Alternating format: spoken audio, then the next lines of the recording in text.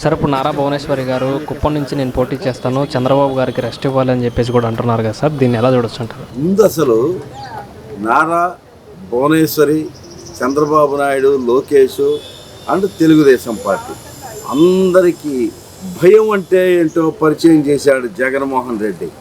వెన్నులోంచి వణుకు పుట్టించాడు జగన్మోహన్ రెడ్డి. ఇది గుర్తుపెట్టుకోవాలి. మనం 8 నెలల క్రితం మీ ఛానల్లోనే నేను మాట్లాడుతూ ఒక మాట చెప్పాను, చంద్రబాబు నాయుడు ఈసారి కుప్పం నుంచి పోటీ చెయ్యడో, నీకు ఏమాత్రం ఆలోచన కనుక ఉంటే కుప్పాన్ని వదిలిపెట్టి ఇంకో సురక్షితమైన ప్లేస్ ఏదన్నా వెతుక్కో అని ఆ రోజున చెప్పా. అదే మాట ఇవాళ నిజమైంది. ఇదే పీడీటీవీలో 8 నెలల క్రితం చెప్పిన మాట. చంద్రబాబు నాయుడుకి ఏమాత్రం ఆలోచన ఉన్నటువంటి వ్యక్తి అయినా సరే అక్కడి నుంచి పోటీ చేయడు. ఖచ్చితంగా 100% చంద్రబాబు నాయుడు అక్కడ ఓడిపోబోతున్నాడు. కనుకే ఇవాళ వాళ్ళ ఆవిడ్ని తీసుకొని వెళ్ళి అక్కడ పోటీకి పెట్టించి 35 సంవత్సరాల పాటు ఆయన కూర్చోబెట్టారు. ఈసారి ఇక్కడ నేను పోటీ చేస్తున్నాను, రెస్ట్ ఇద్దాం చంద్రబాబు నాయుడు గారికి. ఇది నిజం. అండర్లైన్ ఇది నిజం. ఎందుకనంటే చంద్రబాబు నాయుడికి ఇంకా రాబోయేది మొత్తం రెస్టే. 2024 తర్వాత పూర్తి స్థాయిలో ఆయన రెస్ట్ తీసుకోబోతున్నాడు. పూర్తి స్థాయిలో రాజకీయాల నుంచి విరమించుకోబోతున్నాడు. చంద్రబాబు నాయుడు శకం ముగిసిపోయింది. ఒక్క దమ్మున్న మగాడు జగన్మోహన్ రెడ్డి గారు. రాజశేఖర్ రెడ్డి వల్ల కానిటువంటి పనిని రాజ్యసభ నుంచి ఖాళీ చేయించేశాడు. చంద్రబాబు నాయుడిని రాజకీయాల నుంచి ఇంటికి పంపించేస్తున్నాడు. కుప్పంలో ఓడగొట్టడానికి వైనాట్స్ 175 అనే మాట ఫార్ములాని తీసుకొచ్చాడు. అదే విషయంలో కుప్పంలో కూడా ఇవాళ భయం. ఈ భయం మూలంగానే ఆయన 2 ఫార్ములాను నమ్ముకున్నాడు చంద్రబాబు నాయుడు గారు. ఏంటది?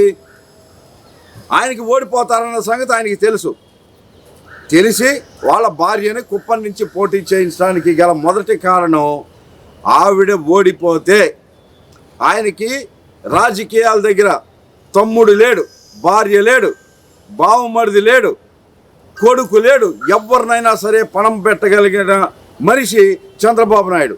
ఆయన అక్కడ ఓడిపోతాడని ఆయనకి తెలుసుండి భార్యను అక్కడికి పోటీ పెట్టించి రేపు ఓడిపోతే ఆయన ఇదే మాట చెబుతాడు. మళ్ళీ జనాల్లోకి వచ్చి ఆ లేడీని అక్కడ ఓడగొట్టించారు, అక్కడ ఆవిడ కనుక ఓడిపోయింది, అదే చంద్రబాబు నేను కనుక పోటించే మీ అంతు తేల్చేవాడిని అని చెప్పే మాట మార్చగలిగేటువంటి వ్యక్తిత్వం ఉన్నటువంటి మనిషి.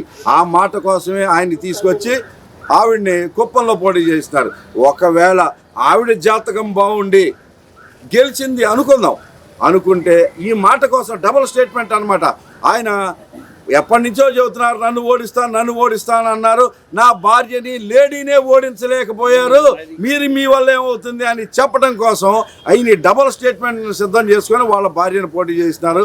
వీళ్ళ భార్య కాదు కదా, తమ్ముడు కాదు కదా, ఈయన్ని పుట్టించిన ఆయన వచ్చి అక్కడ తెలుగుదేశం పార్టీ తరఫున కుప్పంలో పోటీ చేసినా ఓడిపోతాడు.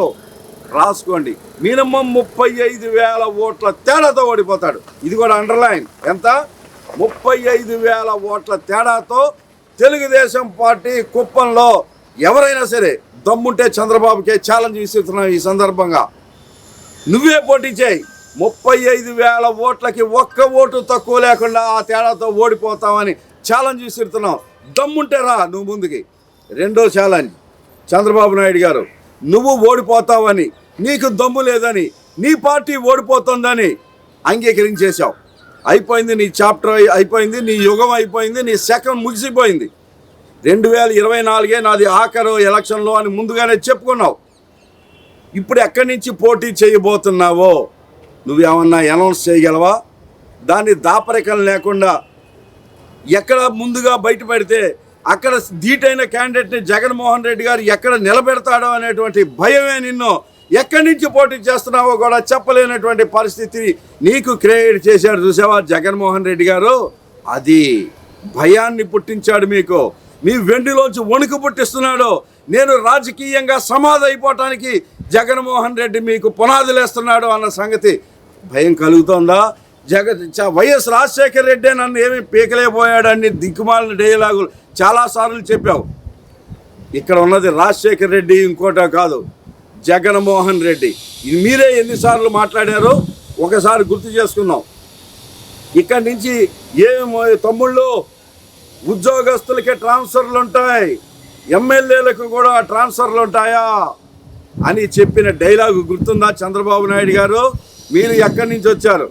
చంద్రగిరి నియోజకవర్గం నుంచి కుప్పం నుంచి ఇప్పుడు మరి ఎక్కడికి?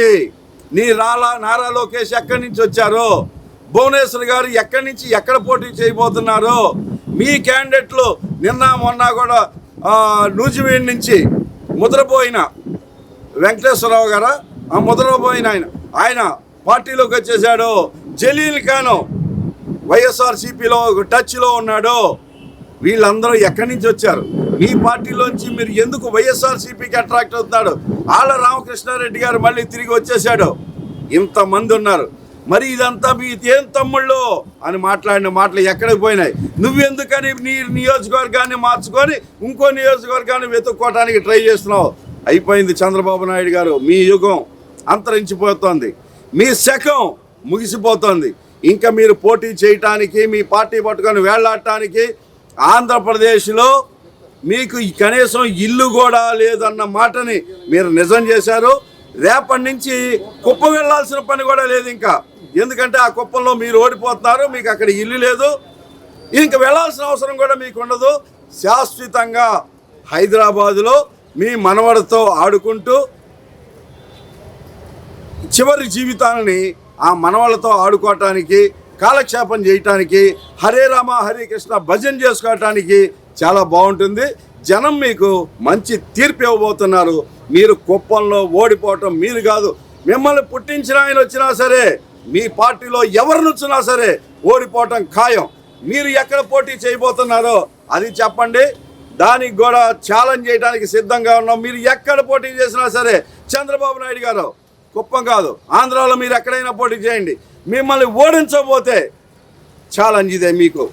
మీకు ఏమాత్రం ఆలోచన కనుక ఉంటే కుప్పాన్ని వదిలిపెట్టి ఇంకో సురక్షితమైన ప్లేస్ ఏదన్నా వెతుక్కో అని ఆ రోజున చెప్పా. అదే మాట ఇవాళ నిజమైంది. ఇదే పీడీటీవీలో 8 నెలల క్రితం చెప్పిన మాట. చంద్రబాబు నాయుడుకి ఏమాత్రం ఆలోచన ఉన్నటువంటి వ్యక్తి అయినా సరే అక్కడి నుంచి పోటీ చేయడు. ఖచ్చితంగా 100% చంద్రబాబు నాయుడు అక్కడ ఓడిపోబోతున్నాడు. కనుకే ఇవాళ వాళ్ళ ఆవిడ్ని తీసుకొని వెళ్ళి అక్కడ పోటీకి పెట్టించి 35 సంవత్సరాల పాటు ఆయన కూర్చోబెట్టారు. ఈసారి ఇక్కడ నేను పోటీ చేస్తున్నాను, రెస్ట్ ఇద్దాం చంద్రబాబు నాయుడు గారికి. ఇది నిజం.